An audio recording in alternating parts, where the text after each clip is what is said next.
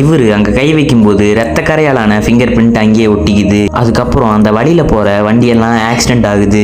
ஏன்னா அந்த ஊர்ல கண்ணுக்கு தெரியாத செவுரு ஒண்ணு உருவாகி இருக்கும். அப்போ ஒரு ஃபயர் சர்வீஸ் வண்டி அந்த வழியா வருது. இந்த ஆள் போய் வண்டியை ஸ்டாப் பண்ண ட்ரை பண்ணுவான். அந்த வண்டியில இருக்கிற டிரைவர் இவன் ஏதோ பிராங்க் பண்றான்னு சொல்லிட்டு இவன் கூட சண்டைக்கு போறாரு. அந்த கண்ணுக்கு தெரியாத செவர்ல இடிச்சதுக்கு அப்புறம் தான் அவருக்கு புரியுது இந்த கண்ணுக்கு தெரியாத செவர் இருக்கிறதுனால இவங்க ரெண்டு பேரும் பேசுறது கேட்கல. அதனால இவரு பேப்பரும் பேனாயும் எடுத்து அதுல எழுதி புரிய வைக்கிறாரு. அந்த பேப்பர்ல உடனே போலீஸை கூப்பிடணும்னு சொல்லி எழுதி இருக்கு. அவரும் உடனே போலீஸை கூப்பிடுறாரு. இந்த கண்ணுக்கு தெரியாத செவரை பார்க்க முடியாது, ஆனா ஃபீல் பண்ண முடியும். உடனே அந்த ஊரோட மேப் எடுத்து எந்த இடத்துலலாம் இந்த செவரு உருவாகி இருக்குன்னு பாக்குறாங்க. இவங்க முழுசா அதை பத்தி கண்டுபிடிக்கல, ஆனா அதுக்குள்ள ஒரு நாளே ஆகிடுது.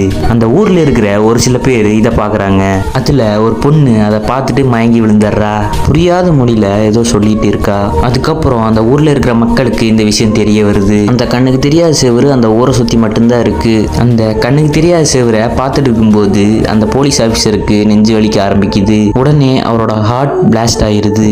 அவரும் அந்த இடத்துலயே இறந்து போயிடுறாரு. அந்த இடத்துல காப்பாத்துறதுக்கு யாருமே இல்லாதனால